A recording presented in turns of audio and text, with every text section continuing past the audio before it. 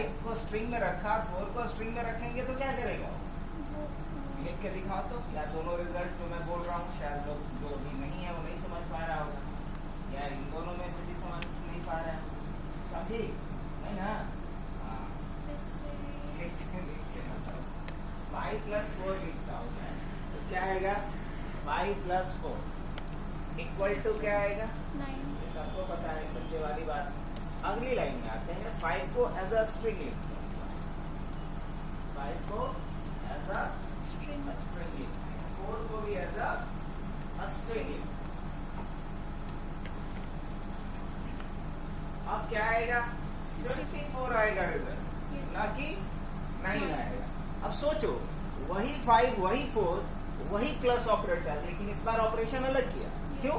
इसने देखा कि ऑपरेंड क्या है? स्ट्रिंग है, तो स्ट्रिंग ऑपरेंड पे वो कॉन्केटिनेट कर रहा है, जबकि इंटीजर ऑपरेंड्स पे क्या कर रहा है? ऐड कर रहा है।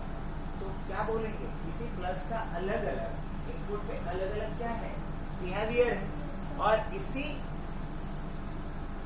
फीचर को पॉलीमॉर्फिज्म है। अब ये सिर्फ ऑपरेटर पे अप्लाई नहीं होता है, बल्कि फंक्शन पे भी अप्लाई होता है। मान लो कि एक फंक्शन हमने बनाया एरिया ऑफ, क्या लिखा अगली लाइन में? एरिया ऑफ, ऐसे नहीं, कॉल करो ना, कॉल करो।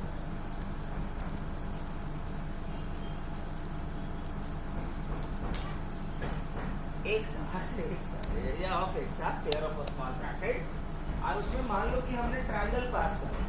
क्या पास कर दिया? ट्रायंगल पास कर दिया। तो ये क्या रिटर्न करके देगा हमें? किसी ट्रायंगल का एरिया निकाल कर। और अगर वही मैं एरिया ऑफ में क्या डाल देता हूँ?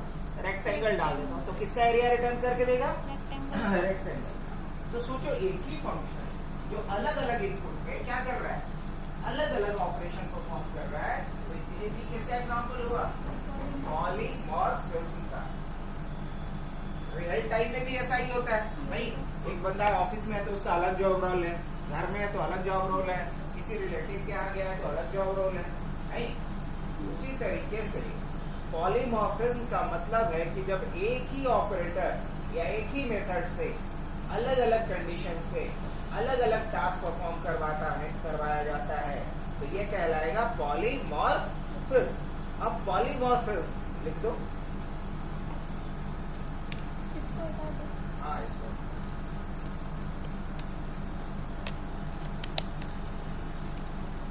छोटा सा डेफिनेशन लिखो तो प्रिया, अंग्रेजी तो अच्छी है तुम्हारी।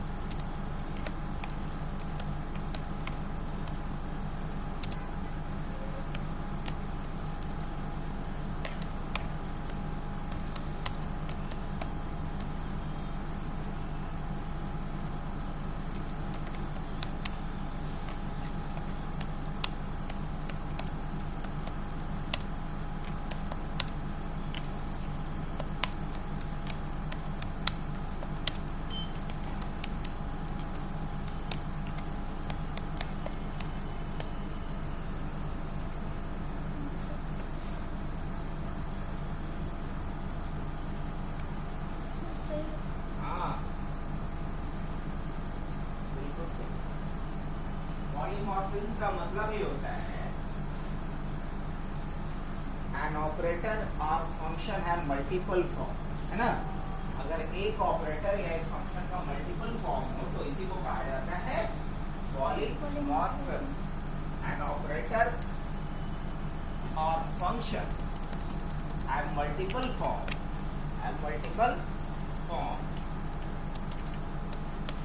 then it's called polymorphism.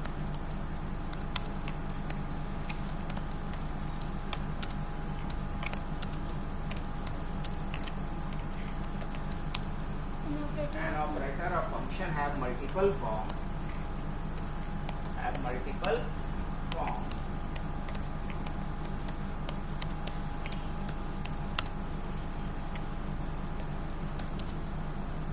multiple form. Form, then it's called polymorphism.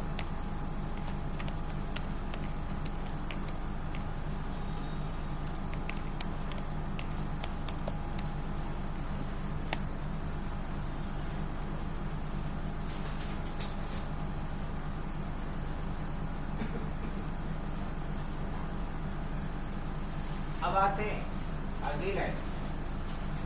There are two types of polymorphism. There are two types of polymorphism. There are two types of polymorphism.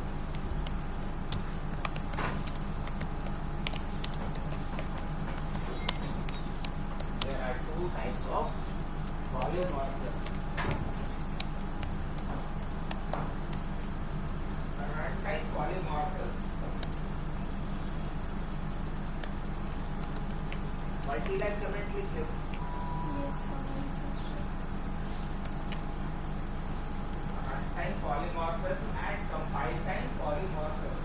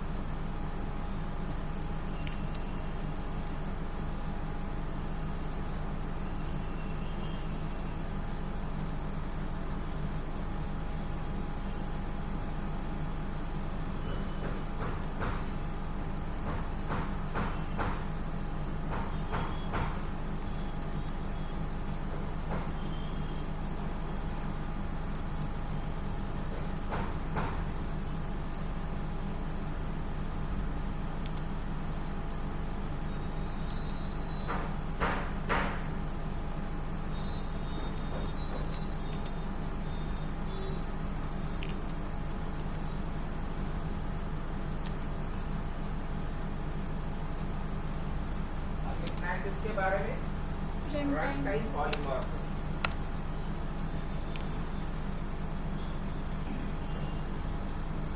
When form of an operator or method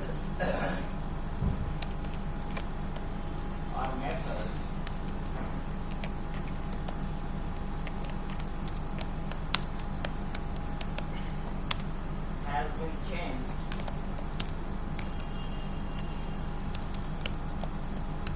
at runtime,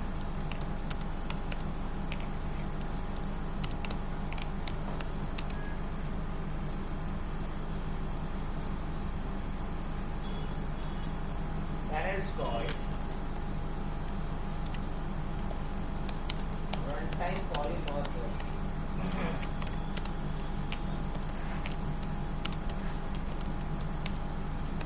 It is also called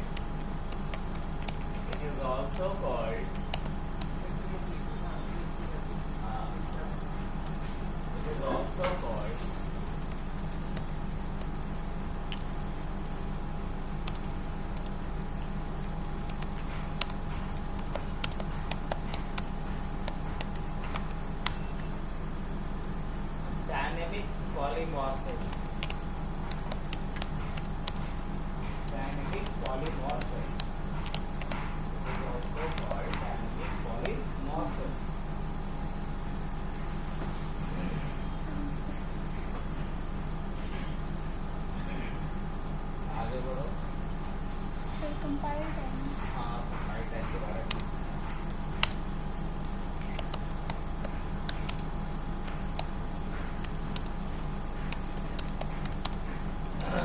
also called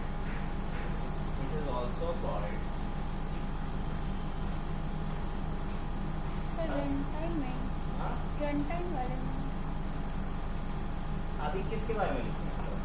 run time run time लिख लिया ना, Yes, आप sir. Compile time उसी का definition हाँ when an operator or method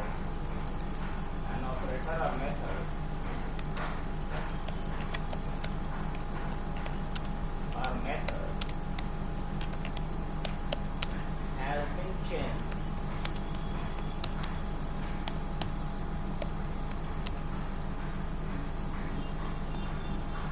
at compile time at compile time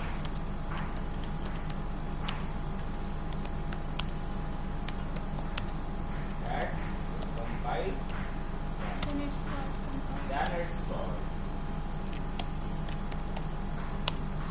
then it's called compile type polymorphism. Compile type polymorphism.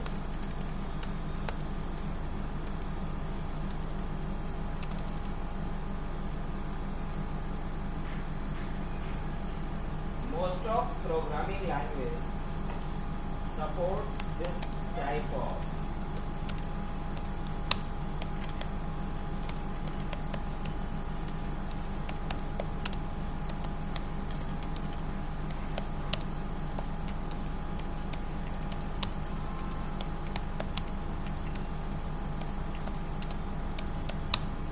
This type of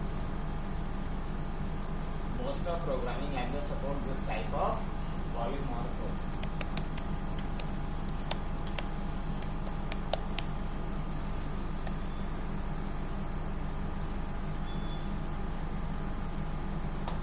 आगे बढ़ो अगले पॉइंट पे आते हैं.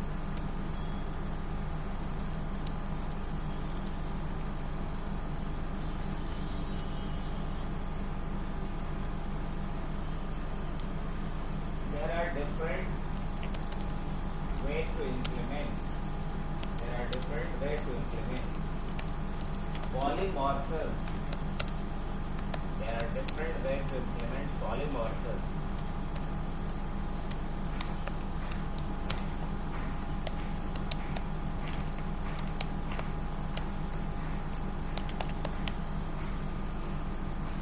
Like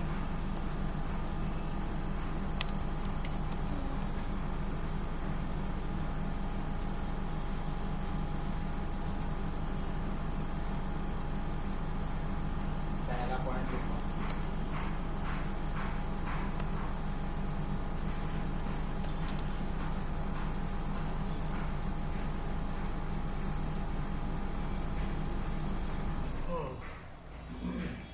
First point, method overloading.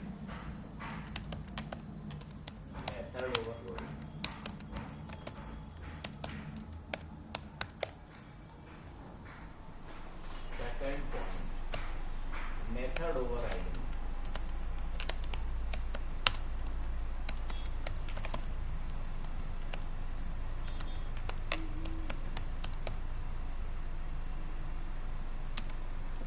Next point,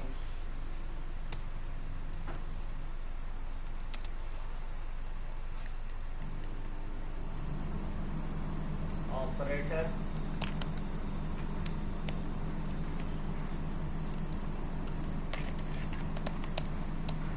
overloading.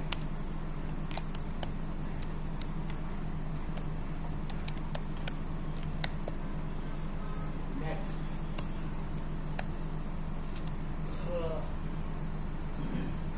duck typing.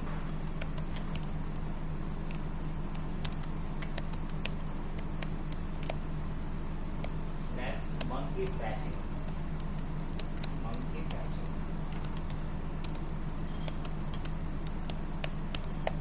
PAH. Monkey patching. तो ये कहानी है पॉलीमॉर्फिज्म की. 4 या 5 अलग अलग तरीके हैं जैसे कि हम लोग पॉलीमॉर्फिज्म को इम्प्लीमेंट कर सकते हैं. पॉलीमॉर्फिज्म सबसे बेहतरीन फीचर में से एक माना जाता है उसका। रीजन ये है कि हर काम को करने के लिए मुझे अलग से फंक्शन बनाने की जरूरत नहीं पड़ेगी, बल्कि एक ही फंक्शन से हम लोग अलग अलग तरह के टास्क परफॉर्म करवा सकते हैं।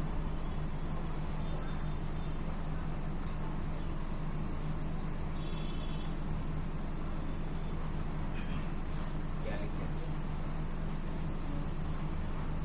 मेथड्स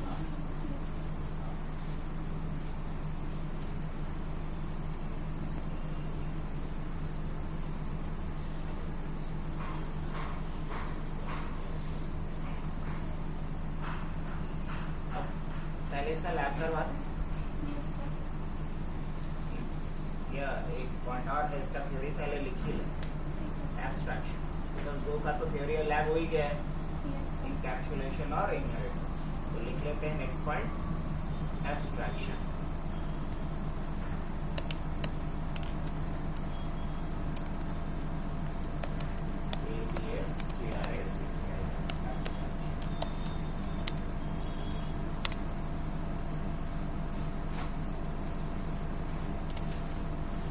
इसके बारे में एब्स्ट्रैक्शन क्या होता है? प्रोसेस टू एब्स्ट्रैक्शन के बारे में क्या लिखेंगे? Process to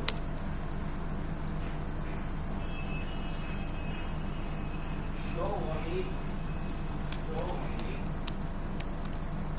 those attributes and methods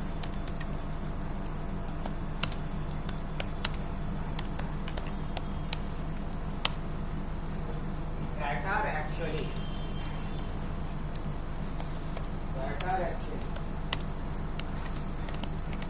needed for the user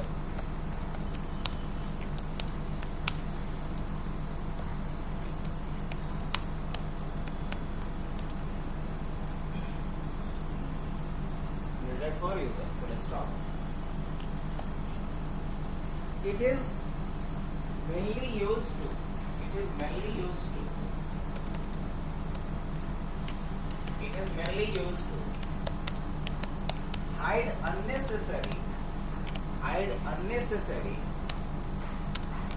hide unnecessary information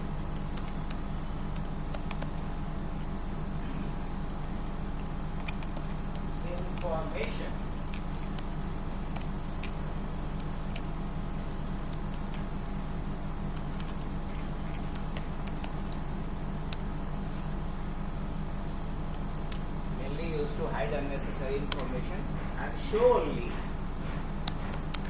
only necessary information to the user.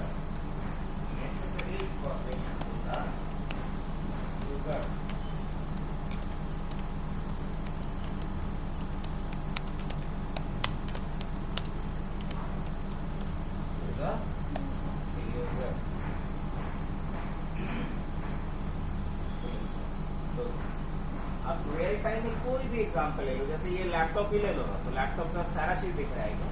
Motherboard वगैरह दिख रहा है, नहीं दिख रहा है? तो जो अननेसेसरी एलिमेंट्स है एक ऑब्जेक्ट का, उसको क्या कर दिया जाए? छुपा दिया जाए। और जो नेसेसरी एलिमेंट है एक ऑब्जेक्ट का, उसी को सिर्फ दिखलाया जाए। यही है एब्स्ट्रैक्शन। अब रही बात एब्स्ट्रैक्शन का, तो एब्स्ट्रैक्शन को कैसे इम्प्लीमेंट करेंगे? जैसे हमने पढ़ा इनकैप्सुलेशन को इम्प्लीमेंट करने के लिए हमें क्लास बनाना होता है, क्लास के अंदर ऑब्जेक्ट के सारे एट्रीब्यूट, सारे मेथड्स को डिफाइन करने होते हैं। उसी तरीके से हमने ये पढ़ा कि इनहेरिटेंस को इम्प्लीमेंट करने के लिए हमें पेरेंट चाइल्ड क्लास बनाना होता है ना? एक पेरेंट्स होते हैं, उसके अलग अलग चाइल्ड हम लोग बनाते हैं। इट मींस कि पेरेंट्स चाइल्ड के कॉन्सेप्ट को यूज करके इनहेरिटेंस को इम्प्लीमेंट किया जाता है।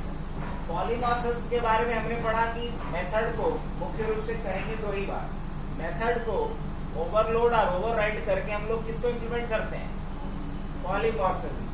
पॉलीमॉर्फिज्म इम्प्लीमेंटेशन में मुख्य भूमिका कौन निभाता है? मेथड ओवरलोडिंग और मेथड ओवरराइडिंग। अब ये क्या होता है, जरा इसको बारे में भी हम लोग डिस्कस कर लेते हैं। अब आ जाओ, मेथड ओवरलोडिंग क्या होता है? जरा एक लाइन लिख लिया जाए, बताएं अभी नहीं तो लिखो। Unfortunately, it is not supported by Python. ये पाइथन में होता ही नहीं है, लेकिन बाकी के प्रोग्रामिंग लैंग्वेज में होता है, लेकिन यहाँ नहीं होता है। लेकिन इसका मतलब क्या है वो हम लोग समझ लेंगे। Unfortunately, it is not supported in Python, but method overloading means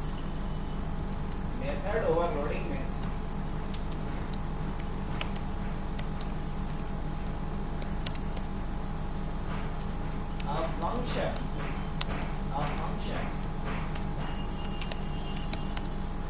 has been defined, enter कर लो ना, has been defined within a class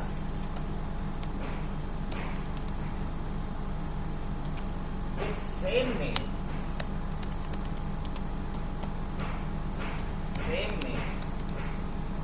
but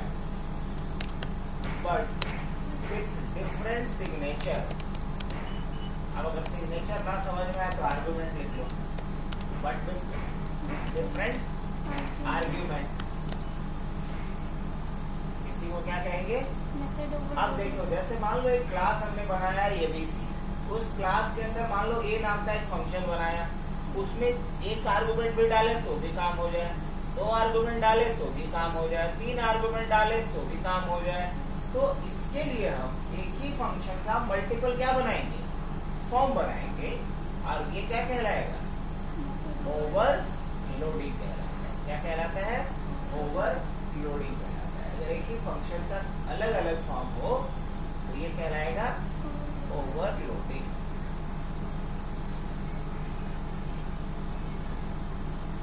अब आते हैं अगले पॉइंट पे। सर ये पाइथन में क्यों नहीं सपोर्ट करता है? क्योंकि ये टॉप डाउन अप्रोच को फॉलो करता है। तो जो आखिरी वर्जन होगा किसी फंक्शन का, सिर्फ वही काम करेगा, प्रीवियस वर्जन काम नहीं करता है। लेकिन अगर जावा आप यूज करते हैं, C++ यूज करते हैं, C# यूज करते हैं, तो उसमें बॉटम अप अप्रोच होता है, इसलिए सारा जो प्रीवियस उसके वर्जन है वो सब काम करता है। लेकिन ये टॉप डाउन अप्रोच होने के कारण इसमें जो सबसे आखिरी है वर्जन किसी भी फंक्शन का, वही सिर्फ काम करेगा। Okay sir. तो चलो देखते हैं नेक्स्ट। मेथड ओवरराइडिंग का क्या मतलब है? मेथड ओवरराइडिंग का मतलब होता है कि जब पेरेंट्स क्लास के किसी मेथड को चाइल्ड आफ्टर इनहेरिटिंग, मतलब किसी चाइल्ड के द्वारा अपने पेरेंट्स क्लास के मेथड को अगर रीडिफाइन किया जाता है तो ये कहलाता है ओवरराइडिंग। पॉइंट समझ में आया? मान लो कि एक क्लास हमने बनाया है जिसका नाम है बाइक। अब बाइक क्लास में गियर शिफ्ट होता है कि नहीं होता है? हाँ, बाइक क्लास में गियर शिफ्ट होता है। अब बाइक क्लास को इनहेरिट करके एक क्लास बनाया गया जिसका नाम है सुपर बाइक। सुपर बाइक में भी गियर शिफ्ट होगा, लेकिन उसमें गियर शिफ्ट का जो तरीका है वो अलग डिफाइन करना है। तो इसके लिए जो चाइल्ड क्लास है सुपर बाइक के नाम से, उसके अंदर जो पेरेंट्स के अंदर का गियर शिफ्ट नाम का मेथड आया है उसको हमें क्या करना पड़ेगा? रीडिफाइन। और जब चाइल्ड क्लास के द्वारा पेरेंट्स क्लास के किसी मेथड को रीडिफाइन किया जाता है तो ये कहलाता है ओवरराइडिंग। याद रहेगा क्या कहलाएगा ये? ओवरराइडिंग। तो लिखते हैं इसके बारे में।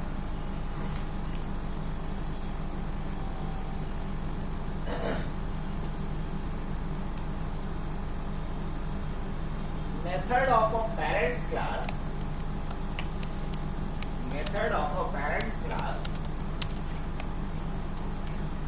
has been redefined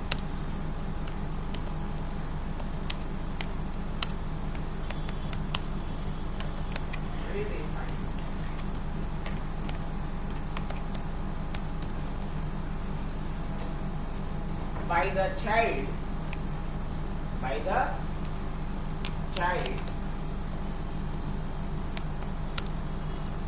inside their block to achieve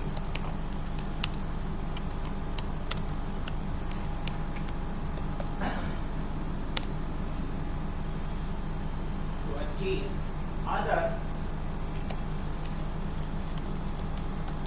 or extra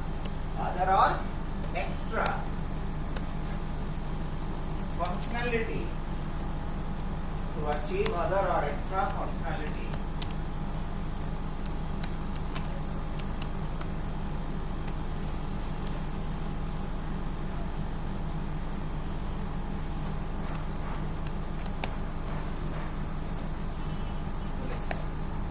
Yes. Next क्या है Operator overloading.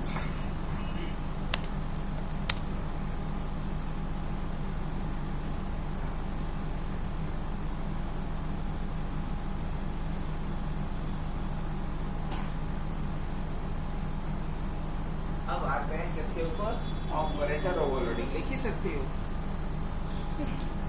ऑपरेटर ओवरलोडिंग का मतलब क्या होगा जो operator है उसको एन ऑपरेटर लिखो an operator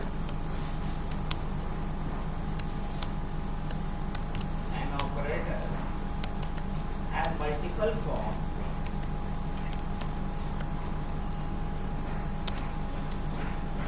an operator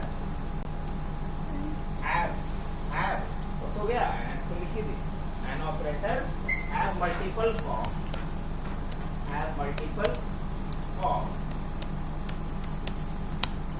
to perform different operation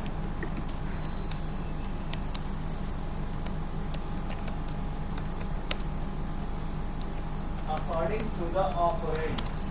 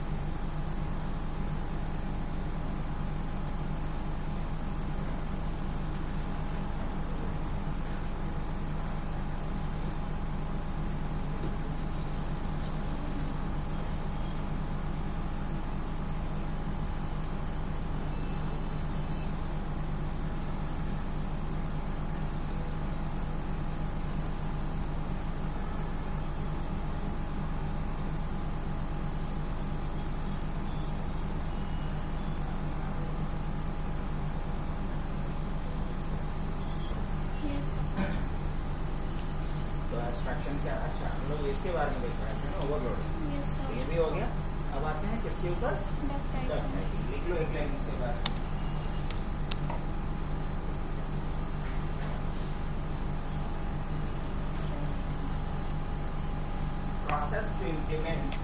process to implement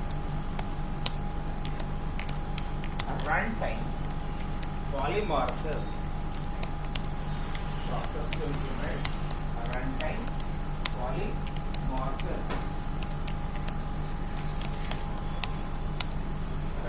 polymorphism full stop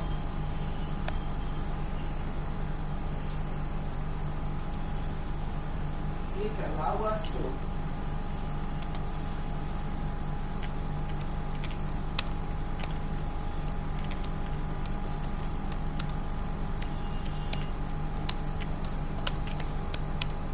perform different operation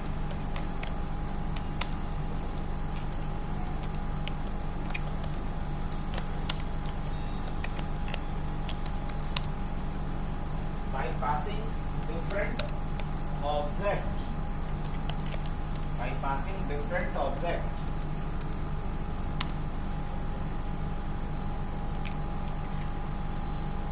of different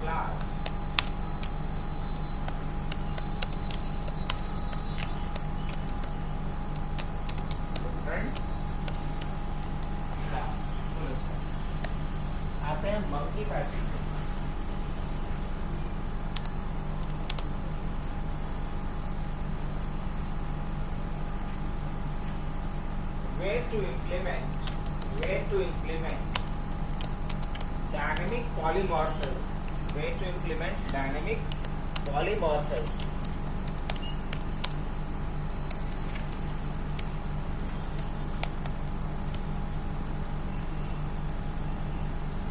By changing sir आवाज नहीं आ रही आपकी.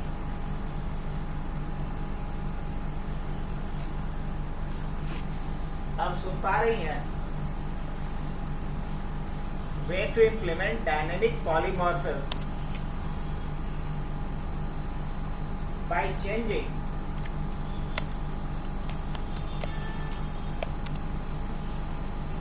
behavior of a function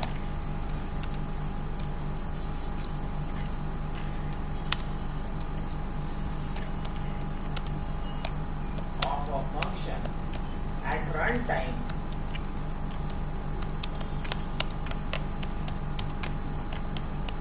without changing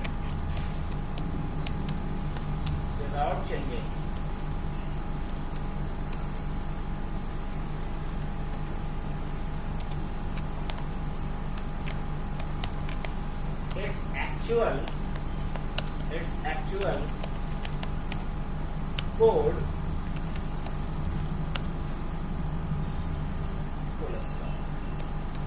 हमने ये लिखा मंकी पैचिंग के बारे में स्पेशली ये तरीका है डायनामिक पॉलीमॉर्फिज्म या रन टाइम पॉलीमॉर्फिज्म को अचीव करने का. अब जैसे मान लो कि कोई एक फंक्शन बना हुआ है किसी क्लास के अंदर और हम चाहते हैं कि उसी फंक्शन से एक नया काम करवा लें, लेकिन इसके लिए बस वो नया काम एक ही बार करवाना है, बार बार नहीं, बार बार वही काम करवाना है जिसके लिए वो बना है, लेकिन अभी एक बार उससे कोई अलग काम करवाना है. तो उसके एक्चुअल कोड को हम नहीं बदलने जा रहे हैं, बल्कि टेम्पररी एक फंक्शन बनाए हुए हैं, उसी फंक्शन को असाइन कर देंगे उस फंक्शन के अंदर. तो उसका बिहेवियर क्या होगा? एट दैट टाइम उसका बिहेवियर चेंज हो जाएगा. और इसी वजह से इसे बोलते हैं रन टाइम पॉलीमॉर्फिज्म, जो हर बार क्या होगा? अलग हो सकता है. ऐसे जनरली हम लोग क्या पढ़े कि एक फंक्शन का बिहेवियर हमेशा एक जैसा होगा. अगर कोई फंक्शन 2 नंबर का सम कर रहा है तो हमेशा 2 नंबर का सम करेगा, स्क्वायर कर रहा है तो स्क्वायर करेगा. लेकिन हम चाहते कि नहीं, उसका एक्चुअल कोड मान लो सभी का हो, लेकिन रन टाइम पे उसे हमें स्क्वायर रूट निकलवाना है तो भी निकलवा सकते. और यही पावर है किसके पास? मंकी पैचिंग के पास. यह थोड़ा कैचिंग वर्ड भी दिया गया है ताकि इंटरव्यूअर भी इसके बारे में जरूर पूछता है. मंकी पैचिंग थोड़ा अटपटा सा नाम है. डक टाइपिंग थोड़ा फैंसी नेम लग रहा है. इसमें तो एक कोड भी था डक टाइपिंग. हाँ, डक टाइपिंग वाले में तो एक कोड भी बताया था आप. हाँ बताइए. If it works like a duck, हाँ quacks exactly like a duck, यही फ्रेज ही है. कहीं भी अगर गूगल पे सर्च करोगे ना डक टाइपिंग तो वही चीज बोलेगा कि अगर कोई इंसान भी एक डक की तरह चलता है, डक की तरह बोलता है, तो पाइथन क्या बोल समझेगा उसको कि वो डक ही है. इससे फर्क नहीं कि ऑब्जेक्ट किसका है, इससे फर्क है कि उसका बिहेवियर क्या है. अगर उसका एक बिहेवियर एक डक के जैसा है तो पाइथन क्या मानेगा उसको? एक डक मानेगा. इसीलिए जब भी डक टाइपिंग के लिए जाओगे तो फ्रेज मिलेगा देखने को. If it works like a हाँ. duck. तो Pick मंकी this. पैचिंग और डक टाइपिंग ये दोनों रन टाइम पॉलीमॉर्फिज्म को इम्प्लीमेंट करने का एक तरीका है, अचीव करने का एक तरीका है. अब चलो कोड के ऊपर आते हैं. अगर कोई डाउट है तो पूछ लो, नहीं तो कोड करेंगे तो और क्लियर होगा. Yes. आओ रन पे आते हैं. हाँ, एब्स्ट्रैक्शन में एक बात और समझ लो. आप थोड़ा सा नीचे आ जाओ, इसमें भी थोड़ा सा थ्योरी और ऐड कर लेते हैं.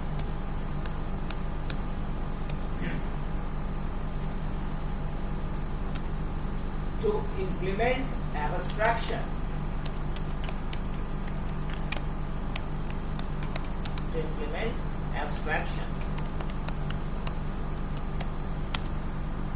there are different ways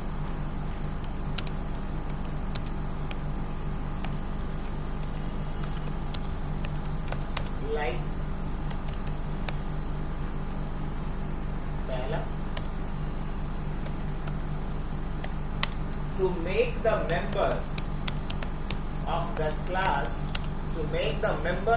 class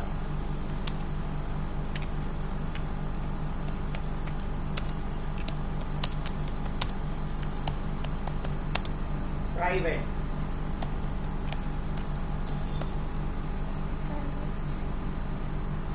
है ना। ऐसे अदर प्रोग्रामिंग लैंग्वेज में उल्टा होता है। अगर जावा की बात करो, सी प्लस प्लस की बात करो, सी शार्प की बात करो, तो बाय डिफॉल्ट क्लास के सारे मेंबर्स क्या होते हैं? प्राइवेट। उसको पब्लिक बनाना पड़ता है। लेकिन पाइथन के साथ उल्टा केस है, इसमें बाय डिफॉल्ट क्या होता है? पब्लिक होता है, लेकिन आप इसको प्राइवेट बना के एब्स्ट्रैक्शन को अचीव कर सकते हो। To implement abstraction there are different way, like to make the member of the class private। तो एक क्लास के अंदर क्या मेंबर होगा? एक क्लास के अंदर मेंबर होगा कोई मेथड, कोई एट्रीब्यूट्स, उसे आप प्राइवेट बना के एब्स्ट्रैक्शन को अचीव कर सकते हो। दूसरा तरीका लिखो, to make the method abstract,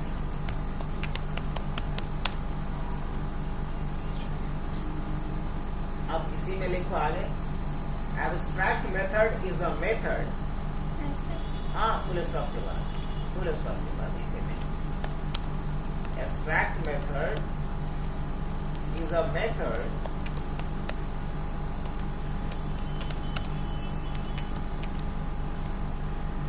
having only declaration,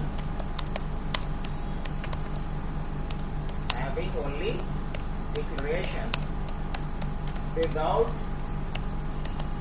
its definition, having only declaration without its definition। देखो ये बात अगर समझ में आ गई तो ठीक, नहीं तो समझा दे लेते हैं हम लोग। अगर मान लो कोई फंक्शन बनाते हैं तो क्या करते हैं? डेफ कीवर्ड लिखते हैं, फंक्शन का नाम लिखते हैं, उसके बाद कॉलम साइन देते हैं, फिर उसके ब्लॉक में आते हैं, ब्लॉक में जो भी हमें स्टेटमेंट लिखना होता है हम लोग लिखते हैं। लेकिन जब हम सिर्फ क्या करेंगे, कोई फंक्शन बनाएंगे और उस फंक्शन का सिर्फ नाम लिखेंगे, उसका कोई बॉडी नहीं बनाएंगे, सिर्फ फंक्शन को हमने डिफाइन नहीं किया, डिक्लेयर भर किया, तो क्या कहेंगे उसको? एब्स्ट्रैक्ट मेथड बोलेंगे। मतलब एक ऐसा मेथड, एक ऐसा फंक्शन जिसका कोई ब्लॉक ना हो, कोई बॉडी ना हो, वो क्या कहलाएगा? एब्स्ट्रैक्ट मेथड कहलाएगा, एब्स्ट्रैक्ट फंक्शन कहलाएगा। समझे इस बात? सर इसका यूज क्या है? हाँ, इसका यूज ये है कि अगर हम कोई एब्स्ट्रैक्ट मेथड बनाने का दो मेन पर्पस होता है। पहला पर्पस ये होता है कि क्लास को एब्स्ट्रैक्ट बनाना है, तो एक एब्स्ट्रैक्ट मेथड बना दो उस क्लास के अंदर। अब यहाँ एक और सवाल तुम्हारा उठ सकता है कि किसी क्लास को एब्स्ट्रैक्ट क्यों बनाएंगे? तो चलो इसका भी जवाब ले लेते हैं। किसी क्लास को एब्स्ट्रैक्ट तब बनाते हैं जब हम चाहते हैं कि डायरेक्ट उस क्लास का कोई ऑब्जेक्ट ना बने। किसी क्लास को एब्स्ट्रैक्ट कब बनाएंगे? जब हम चाहते हैं कि उस क्लास का कोई डायरेक्ट ऑब्जेक्ट। अच्छा मान लो कि हम का एग्जाम्पल लेते हैं, तो यहाँ जितने भी लोग हैं अगर उनका हमें रिकॉर्ड रखना है ओप्स के कॉन्सेप्ट को यूज करके, तो यहाँ जितने भी लोग हैं वो क्या है? या तो एम्प्लॉई है, या तो स्टूडेंट है, या एग्जामिनी है, या कोई विजिटर है। या तो कोई विजिट करने आया है, कोई एग्जाम देने आया है, या कोई काम करने आया है, या कोई पढ़ने आया है। 4 तरह के एंटिटी है इधर। लेकिन इन चारों एंटिटी के कुछ एट्रीब्यूट्स क्या होगा? कॉमन होगा। जैसे नाम, फोन नंबर, ईमेल, एड्रेस है तो सबका होगा, चाहे वो विजिटर हो, चाहे वो एम्प्लॉई हो, चाहे स्टूडेंट हो, सबका होगा। तो हम ये चाहते हैं कि जो प्रोग्रामिंग का एक कॉन्सेप्ट क्या है? Try to not repeat yourself. तो अगर हम लोग एम्प्लॉय क्लास के अंदर भी नेम बनाए, फोन नंबर बनाए, एड्रेस बनाए, स्टूडेंट के अंदर भी ये बनाए, विजिटर के अंदर भी बनाए, तो ट्राई के रूल को वायलेट करना हो गया, तोड़ना हो गया। तो क्यों ना जो कॉमन जितने भी एट्रीब्यूट और मेथड हैं उसको, चाहे एम्प्लॉय हो, चाहे स्टूडेंट हो, चाहे विजिटर हो, चाहे एग्जामिनी हो, सब के सब तो पर्सन ही है ना। सब के सब क्या है? पर्सन है। तो क्यों ना पर्सन के नाम से क्लास बना दें और उस क्लास के अंदर स्टूडेंट, विजिटर, एम्प्लॉय, एग्जामिनी, सभी के कॉमन एट्रीब्यूट्स को किसमें डिफाइन कर दें? पर्सन। अब जब पर्सन क्लास बना देंगे तो कोई गलती से ऐसा ना हो कि पर्सन क्लास का ऑब्जेक्ट अगर किसी से पूछे कि क्या बात है कि कौन हो आप, तो क्या बोलेगा? हम पर्सन हैं। ये क्या लगेगा? मजाक कर रहा है। पर्सन क्या होता है? अरे यहाँ हो तो या तो स्टूडेंट हो, चाहे एम्प्लॉई हो, चाहे विजिटर हो, चाहे एग्जाम नहीं हो, खाली पर्सन कैसे कोई हो सकता है? क्या कोई सिर्फ बोले कि हम पर्सन है तो वैलिड माना जाएगा? नहीं। तो पर्सन क्लास का ऑब्जेक्ट अगर गलती से कोई बना दे तो क्या वो वैलिड ऑब्जेक्ट होगा? नहीं। तो इस केस में हम क्या चाहेंगे? रिस्ट्रिक्ट करना चाहेंगे कि गलती से भी कोई पर्सन क्लास का क्या नहीं बना ले, ऑब्जेक्ट ना बना ले। और अगर गलती से कोई पर्सन क्लास का ऑब्जेक्ट ना बना ले, ऐसा अगर हम रिस्ट्रिक्ट करना चाहते हैं तो मुझे पर्सन क्लास को क्या बनाना पड़ेगा? एब्स्ट्रैक्ट। तो किसी क्लास को एब्स्ट्रैक्ट कब बनाते हैं? जब हम चाहते हैं कि डायरेक्ट उस क्लास का कोई ऑब्जेक्ट ना बने, तब हम उस क्लास को बनाते हैं एब्स्ट्रैक्ट क्लास। और किसी भी क्लास को एब्स्ट्रैक्ट बनाने के लिए उस क्लास के बॉडी में कोई एक भी अगर आप एब्स्ट्रैक्ट मेथड बना देते हो तो पूरा का पूरा क्लास क्या हो जाएगा? एब्स्ट्रैक्ट। समझ में आया? अब सवाल ये था कि एब्स्ट्रैक्ट मेथड क्यों बनाएंगे। इसका पहला जवाब है कि क्लास को एब्स्ट्रैक्ट बनाना। दूसरा जवाब ये है कि एब्स्ट्रैक्ट मेथड इसलिए बनाते हैं ताकि चाइल्ड अपनी जरूरत के हिसाब से उसको डिफाइन कर ले। बस उसको ये बता देना है कि इस काम को करने के लिए ये फंक्शनलिटीज चाहिए। और मेथड का काम क्या होता है? पर्टिकुलर फंक्शन को परफॉर्म करना। तो अगर मान लिया जाए कि कोई एक एग्जाम सेंटर शुरू करना चाहता है, तो भैया एग्जाम सेंटर अगर कोई शुरू करना चाहता है तो उसको पहले तो सपने में नहीं आएगा कि एग्जाम में क्या क्या प्रोसेस होता है। लेकिन अगर हमने एग्जाम के नाम से क्लास बनाया और उसके अंदर जो भी प्रोसेस होता है उसके लिए बस मेथड डिक्लेयर कर दिया, तो कोई उस हिसाब से उसको स्क्रैच से सोचना नहीं ना पड़ेगा कि एग्जाम में क्या क्या प्रोसीजर होगा, क्योंकि प्रोसीजर के लिए तो ऑलरेडी वहां पे मेथड हमने क्या कर दिया है? डिक्लेयर कर दिया है। डिफाइन कर लेगा अपने अपने हिसाब से। अब इसी के लिए जावा में एक अलग कॉन्सेप्ट दिया गया इंटरफेस का। क्या? इंटरफेस का। लेकिन यहाँ पे अनफॉर्चुनेटली इंटरफेस का कॉन्सेप्ट नहीं होता है। तो कहने का मतलब ये है कि अगर हम बात करें किसकी? एब्स्ट्रैक्ट मेथड का, तो एब्स्ट्रैक्ट मेथड इसलिए बनाया जाता है ताकि हम एक प्रोटोटाइप डिजाइन कर सके किसी बड़े एप्लीकेशन के लिए, ताकि कोई भी हमारा जो बाद का हो प्रोग्रामर हमारे प्रोटोटाइप को अपने प्रोजेक्ट में डायरेक्ट यूज करके अपने हिसाब से रीडिफाइन कर दे। उसको स्क्रैच से सोचना ना पड़े, प्लान नहीं करना पड़े, रिसर्च ना करना पड़े कि एग्जाम के लिए क्या क्या फंक्शन चाहिए। और दूसरा कि क्लास को क्या बनाना? एब्स्ट्रैक्ट बनाना। ये दो मोटिव है किसका? एब्स्ट्रैक्ट मेथड का। आगे बढ़े, चलो कोडिंग क्या?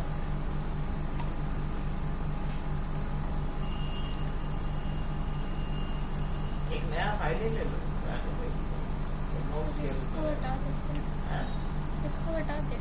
हाँ, नहीं तो एरर आएगा यार। आने दो ना, इसको कौन सा रन करना है?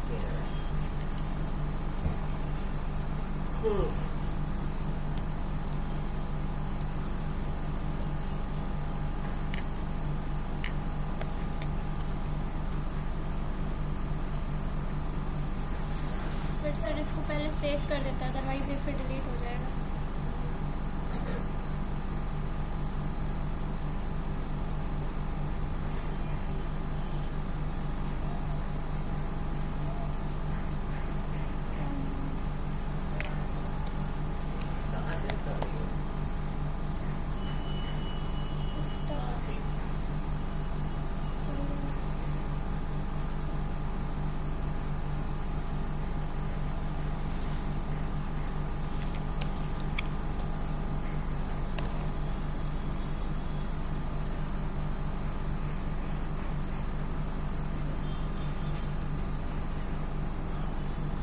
सबसे पहले हम लोग शुरुआत करते हैं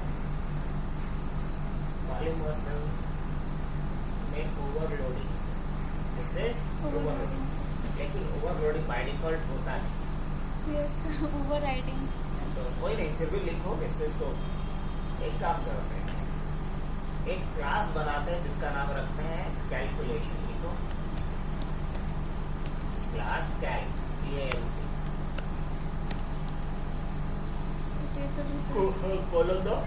C कैपिटल लिखना चाहिए था। क्लास का नाम जब भी लिखो तो फर्स्ट लेटर कैपिटल,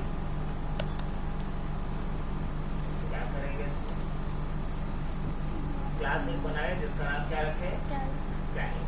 अब करना क्या है, मुझे करना ये है कि इसके अंदर एक फंक्शन बनाते हैं, बनाओ ऐड।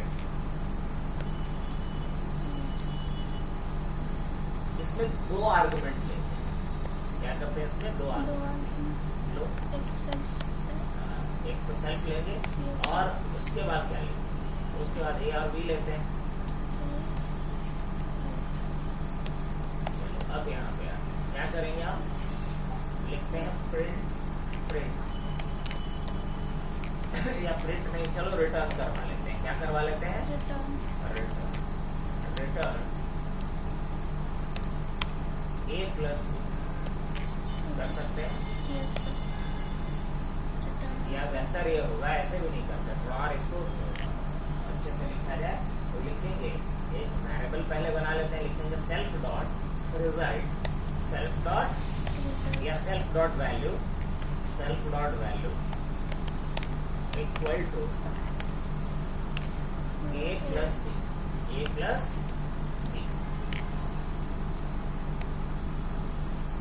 है ना, ए प्लस बी। अब हम रिटर्न कर देंगे किसको? सेल्फ डॉट वैल्यू, रिटर्न कर देंगे सेल्फ डॉट वैल्यू। कई तरीके से लिख सकते हैं। अब नीचे आते हैं, इस क्लास का ऑब्जेक्ट एक बनाते हैं और नीचे इंडेंटेशन चेंज करो, नीचे से मेरा ये मतलब। तो कैल क्लास का एक ऑब्जेक्ट बनाओ,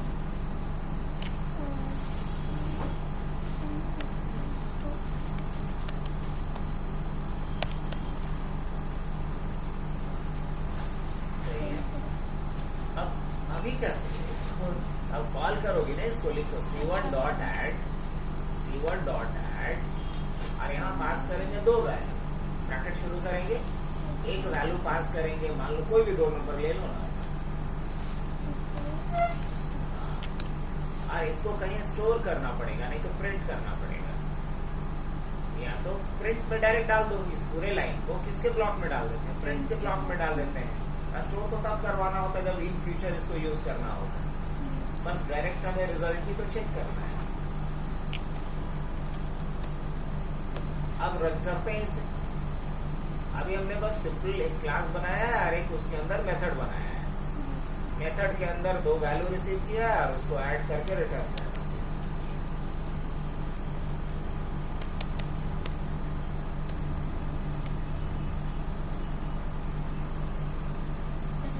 सही है। और थोड़ा चेंज करते हैं। अब मान लो कि यहाँ पे 3 आर्गुमेंट पास करो, जहाँ कॉल कर रही हो फंक्शन को, नीचे नीचे नीचे पहले, वहां नहीं, वहां रन करो।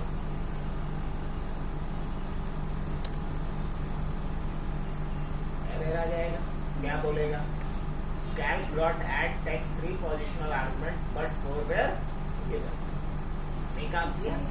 तो देखो बाकी प्रोग्रामिंग लैंग्वेज में यहीं पे सीन में क्या आता है? ओवरलोडिंग। लेकिन यहाँ ओवरलोडिंग नहीं कर पाओगे। चलो आओ, अब मैं वहां लिखता हूँ self a, b, c, a, b, c,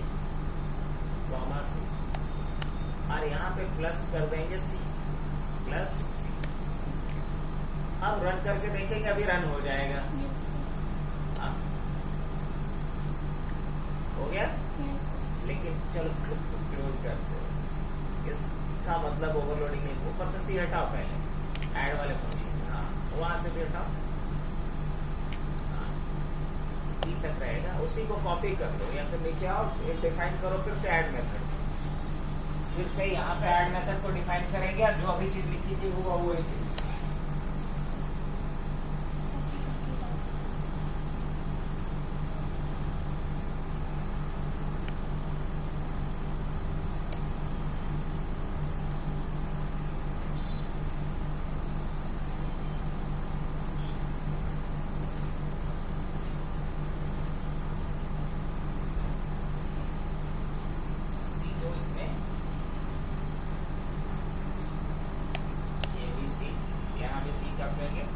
अब रन करेंगे, अभी आउटपुट सेम आएगा। आपको लगेगा ये काम कर रहा है, लेकिन ये काम कर तो रहा है, लेकिन सिर्फ आखिरी आखिरी मेथड को ही कॉल करेगा। चल रहा है अभी? Yes sir. अब मैं थोड़ा चेंज करता हूँ, देखना ध्यान। इट मींस कि कैल्क के अंदर हमने ऐड के नाम से दो फंक्शन बनाया, लेकिन दोनों में नंबर ऑफ आर्गुमेंट डिफरेंट रखा। लेकिन दूसरे प्रोग्रामिंग लैंग्वेज में दोनों चलेगा, लेकिन इसमें सिर्फ यही चलेगा जो आखिरी डेफिनेशन। अब अगर इसी चीज को क्रॉस चेक करना चाहते हैं तो थर्ड आर्गुमेंट कॉलिंग के टाइम से हटा देंगे और कॉलिंग के टाइम पे दो ही आर्गुमेंट पास करेंगे, अब एरर देगा।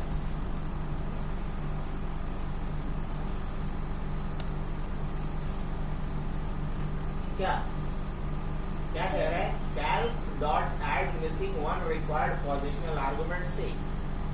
तो इसका मतलब ये हुआ कि जब हमने यहाँ पे C1 के द्वारा ऐड को कॉल किया, कट तो करो, तो ये सिर्फ ऐड का आखिरी डेफिनेशन ही चेक कर पा रहा है, इसको ये वाला डेफिनेशन चेक नहीं कर पा रहा है। नहीं तो अगर ऐड का ये वाला वर्जन चेक कर लेता तो आराम से कॉल कर देता, क्योंकि मैच कर जाता। लेकिन जैसे ही ये इसने कॉल किया, कैल्क के अंदर गया और ऐड का आखिरी डेफिनेशन इसने देखा, ये वाला आखिरी डेफिनेशन 3 आर्गुमेंट वाला। इसलिए सर वो रन जब होता है वो तो सीक्वेंस में रन होता है ना, हाँ, तो वो ऊपर वाला क्यों छोड़ के जैसे नीचे में आ गया? इसलिए क्योंकि जब हम ग्रुप्स की बात करते हैं तो ये बॉटम ऑफ अप्रोच को चलता है, नीचे से ऊपर। अब प्रोसीजरल में क्या चलता है? ऊपर से नीचे की तरफ।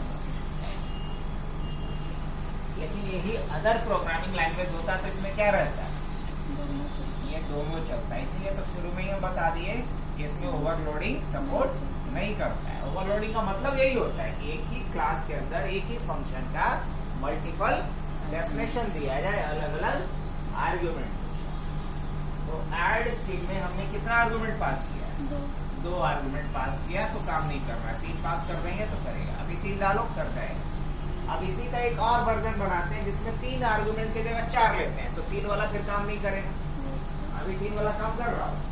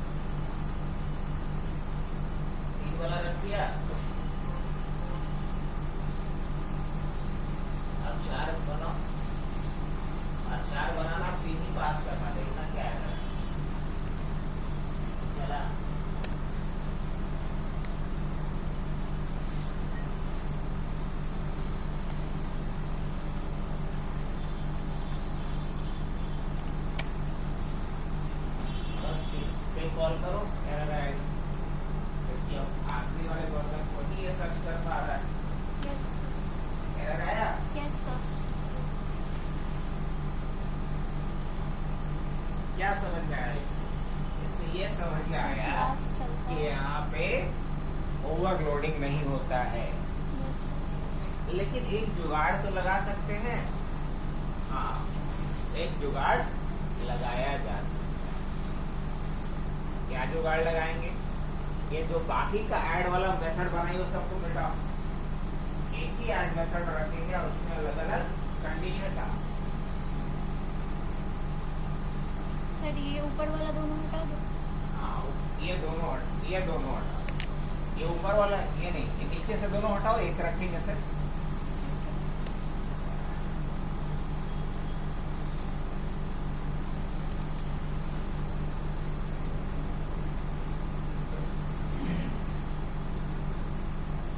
अब यहाँ पे आकर के लिख देंगे a equal to none, a equal to none. यहाँ फंक्शन में पढ़े हैं ना, a equal to none, b equal to none. None का एक बड़ा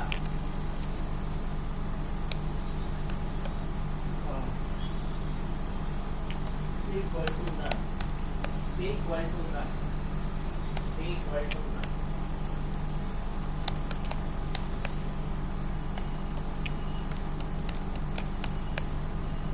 काफी है इतना, 4 आर्गुमेंट यार चाहिए इक्वल टू नन। अगर और चाहिए तो आप लिख सकते हैं इसी तरीके से। ऐसे रुक जा, ऐसे थोड़ी ना, पहले कंडीशन चेक करेंगे, लिखेंगे इफ, लॉजिक समझो। ये हमने बोल दिया कि हमें आर्गुमेंट कितना चाहिए मैक्सिमम, 1 2 3 4 5। अगर कोई ना पास करेगा तो उसको नन मान के चलेंगे, अब पास कर देगा तो एक्सेप्ट कर लेंगे। इसका ये लॉजिक हुआ। तो हम लिखेंगे if A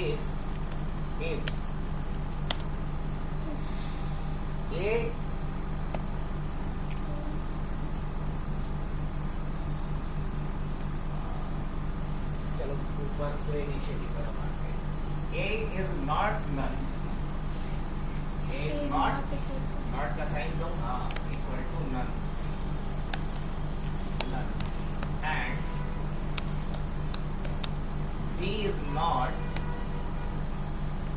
null, and C is not null, D is not null, E is not null। मतलब पहला कंडीशन होगा कि सारा वैल्यू पास किया है यूजर ने, and C is not null, and D is not null, and E is not null।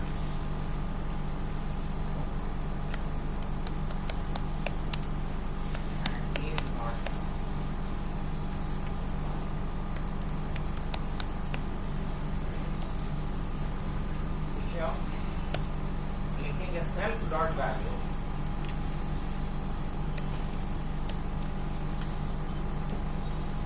Equal to A plus B plus C plus D plus E. सारे value को जोड़ दो। अगर कोई भी नन नहीं मतलब सभी वैल्यू यूजर ने पास किया है।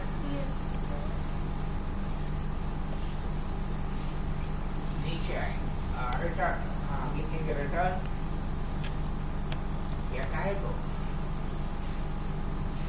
हाँ कर दो रिटर्न, रिटर्न कर दो सेल्फ डॉट वैल्यू। अब अगले लाइन में आएंगे, क्या लिखेंगे शायद समझ ही रही हो। यस सर, एलिफ, हाँ एज। अब इसमें से एक को घटाएंगे, एक को घटाएंगे मतलब ये तो जाएगा ही यहाँ तक। आप लिखेंगे A is not equal to none, B is not equal to none, none का n बड़ा, यस सर, none का n बड़ा, A is not equal to none, B is not equal to none, C is not equal to none। E को छोड़ देना इस बार।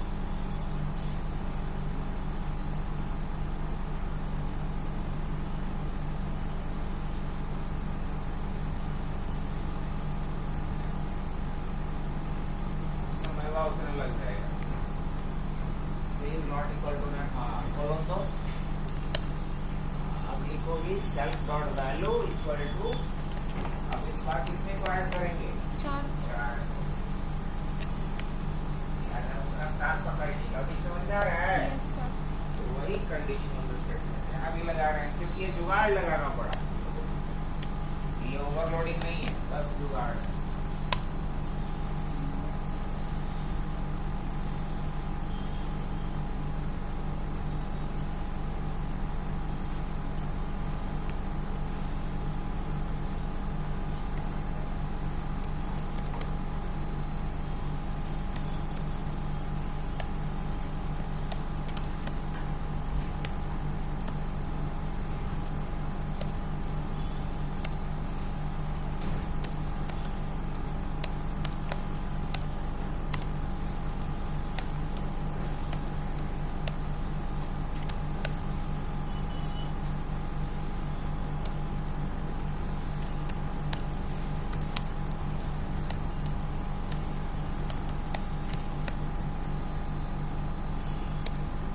समझ ही गई हो, कर लोगे।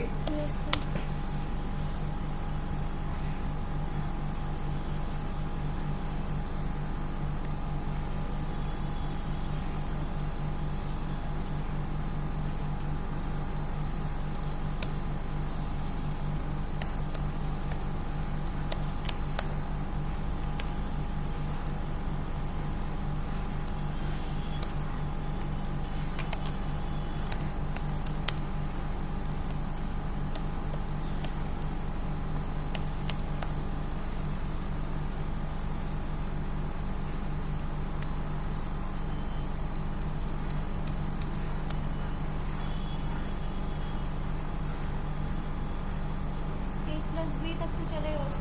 क्या होगा? एल्स के पार्ट में क्या आएगा भैया?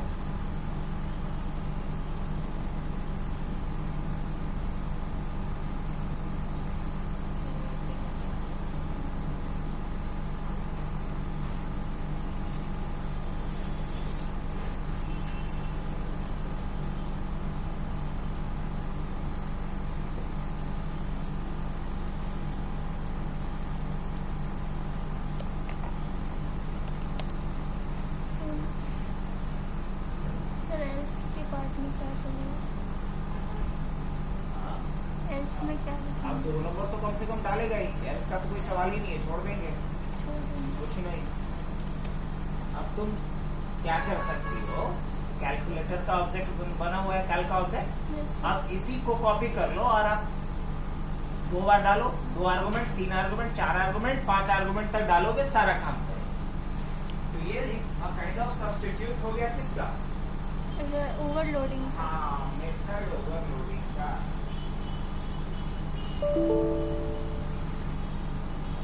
अब वो कैसे तुम लिखी, अरे इक्वल टू व्हाट डालो,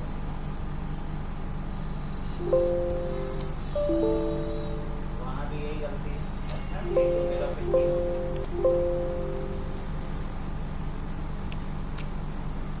अब नहीं है। देखो, 2 आर्गुमेंट के साथ भी काम हो रहा है, 3 आर्गुमेंट भी डालेंगे, डाल के देखो तो भी काम होगा।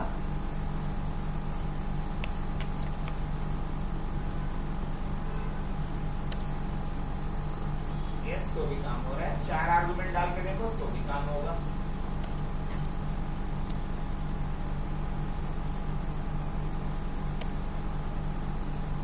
पांच आर्गुमेंट डालो तो भी ये काम करेगा। Yes, sir. तो कितना फ्लेक्सिबल हो गया ना। फंक्शन मैं चेंज कर रहा हूँ क्या?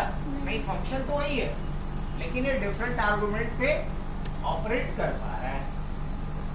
तो ये जुगाड़ से हुआ, बाकी प्रोग्रामिंग लैंग्वेज में डायरेक्ट हो जाता है। तो आज के लिए इतना ही रखते हैं। Yes. वीडियो सेव कर लो और ये जो फाइल है उसको भी चाहो तो इन लोगों के साथ शेयर कर लो, नोट्स वाला जो फाइल है। ठीक है सर। कल बाकी बचा हुआ ओप्स का कॉन्सेप्ट हम लोग देखेंगे। कुछ मैसेज है, देखो क्या।